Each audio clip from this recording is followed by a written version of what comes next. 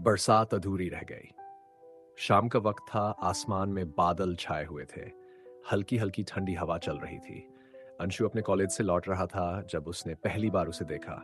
सफेद सलवार कुर्ते में लिपटी, हाथों में किताबें पकड़े, वह लड़की उसे किसी परी से कम नहीं लगी। उसकी मुस्कान में ऐसा जादू था कि अंशु का दिल वहीं ठहर गया। उस लड़की का नाम आर्या था। अंशु ने धीरे धीरे आर्या से दोस्ती करने की कोशिश शुरू की। वह रोज कॉलेज के कैंटीन में बैठकर उसे देखता, लेकिन कभी हिम्मत नहीं जुटा पाया कि जाकर उससे बात कर सके। आखिरकार एक दिन अंशु ने तय किया कि वह आर्या से बात करेगा। उसी शाम, जब बारिश हो रही थी और कॉलेज का गेट भीड़ से भरा हुआ था, अंशु ने अपने मन की बात कह दी। आर्या मुस्कुराई और बोली, तुम्हारी सादगी मुझे अच्छी लगती है। उस दिन से उनकी दोस्ती गहरी होती चली गई। दोनों घंटों तक बातें करते, कॉलेज के गार्डन में घूमते और कभी कभी पास के चाय की दुकान पर बैठकर चाय की चुस्कियां लेते। हर मुलाकात उनके लिए खास थी। पहली बरसात की याद एक दिन जब आसमान में बादल घिरे हुए थे। अंशु ने आर्या को पार्क में मिलने के लिए बुलाया। आर्या आई और तभी जोरदार बारिश शुरू हो गई। दोनों भीगते हुए हंस रहे थे।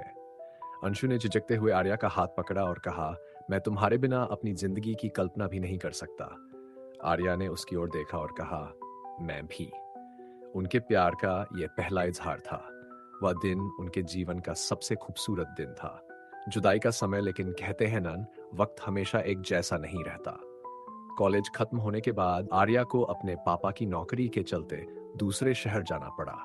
दोनों ने वादा किया कि चाहे कुछ भी हो जाए, वे हमेशा एक दूसरे से जुड़े रहेंगे। पहले कुछ महीने दोनों के बीच बातचीत होती रही। वे घंटों तक फोन पर बातें करते, वीडियो कॉल करते और एक दूसरे की खैरियत पूछते। लेकिन धीरे धीरे समय और दूरी ने अपने रंग दिखाने शुरू कर दिए।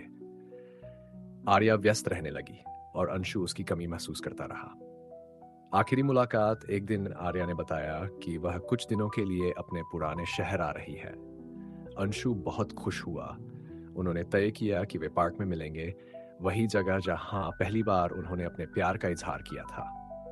उस दिन भी बारिश हो रही थी। अंशु पहले से ही वहां पहुंच गया था। उसने फूलों का एक गुलदस्ता लिया और आर्या का इंतजार करने लगा। थोड़ी देर बाद आर्या आई। उसकी आंखों में खुशी और उदासी का मिश्रण था। दोनों ने बारिश में चलते हुए घंटों बातें की। आर्या ने बताया कि उसकी शादी तय हो गई है। वह अपने परिवार की जिम्मेदारियों को निभाने के लिए यह फैसला ले रही है। अंशु कुछ नहीं बोल पाया। उसकी आंखों से आंसू बहने लगे। अधूरी बरसात आर्या ने उसे गले लगाया और कहा, तुम हमेशा मेरे दिल में रहोगे, लेकिन हमें अपनी जिंदगी के रास्ते अलग चुनने होंगे। वह चली गई। अंशु वहीं खड़ा रहा, बारिश में भीगता हुआ। उसके जाने के बाद अंशु ने खुद को कभी पहले जैसा नहीं पाया। वह रोज उस पार्क में जाता, बारिश का इंतजार करता, लेकिन वह अधूरी बरसात उसे हमेशा याद दिलाती कि उसकी जिंदगी का सबसे खूबसूरत हिस्सा अब उसके पास नहीं था। कहते हैं, कुछ कहानियां अधूरी ही अच्छी लगती हैं। अंशु की जिंदगी भी अब एक अधूरी कहानी बन बन गई थी, जो हर बरसात में उसे फिर से ताजा हो जाती थी। कहानी अधूरी बरसात के बाद, आर्या के जाने के बाद अंशु की जिंदगी मानो थम सी गई थी। हर दिन उसे वही पार्क, वही बारिश और आर्या के शब्द याद आते। उसने खुद को अकेलेपन में डुबो दिया। दोस्तों ने उसे समझाने की कोशिश की, लेकिन वह हर किसी से दूरी बनाने लगा। नया मोड़। कुछ साल बीत गए। एक दिन अंशु को अपने कॉलेज के पुराने दोस्तों के ग्रुप में शामिल होने का न्योता मिला। लंबे समय बाद उसने हिम्मत जुटाई और पार्टी में गया। वहां उसे पता चला कि उसकी क्लासमेट रिया, जो हमेशा उसकी अच्छी दोस्त रही थी, अब एक काउंसलर बन गई है। रिया ने उसे देखकर कहा, तुम अब भी वही हो अंशु, लेकिन तुम्हारी आंखों में जो खालीपन है वह मुझे बहुत खटक रहा है। चलो बात करते हैं। रिया ने धीरे धीरे अंशु से बात करना शुरू किया। उसने अंशु को अपने दर्द को बांटने के लिए प्रेरित किया। रिया ने कहा, हर कहानी अधूरी नहीं होती। कभी कभी अधूरे पन्नों में नई कहानियां लिखी जा सकती हैं। एक नई शुरुआत। रिया की बातों का अंशु पर गहरा असर हुआ। उसने खुद को फिर से पाने की कोशिश शुरू की। उसने पुराने शौक जैसे पेंटिंग और लिखना फिर से अपनाए। उसकी लिखी कहानियां और कविताएं धीरे धीरे लोगों के बीच मशहूर होने लगीं। उसने सोशल मीडिया पर अपनी कविताएं डालना शुरू किया और लोगों ने उसकी रचनाओं को खूब सराहा। अनजाना मेल। एक दिन अंशु को एक ईमेल मिला। यह आर्या का। उसने लिखा, अंशु, मुझे नहीं पता तुम अब कैसे हो, लेकिन मैंने हाल ही में तुम्हारी कविताएं पढ़ी। वे बहुत गहरी और खूबसूरत हैं। मुझे गर्व है कि मैंने तुम्हें कभी जाना। मैं जानती हूँ हमारी कहानी अधूरी थी, लेकिन शायद तुमने उसे पूरा कर दिया।